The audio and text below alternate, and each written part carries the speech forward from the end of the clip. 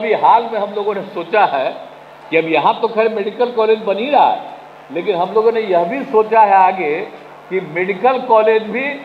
हर जिले में बनवा देंगे ताकि लोगों को, बच्चे बच्चियों को, सब लोगों को पढ़ने में सुविधा हो। कि हम इंजीनियरिंग पढ़े हैं, जो Bihar college of engineering Patna में था, अब जिस समय हम लोग पढ़े थे वो तो इंजीनियरिंग कॉलेज बहुत पुराना था, देश में 4-5 इंजीनियरिंग कॉलेज था, उसी में वो पटना में था, वो तो एक अलग बात है। लेकिन बिहार में भी, झारखंड और बिहार मिला करके भी कम था, लेकिन उसके बाद ज़्यादा से ज़्यादा इंजीनियरिंग कॉलेज को बढ़ाने का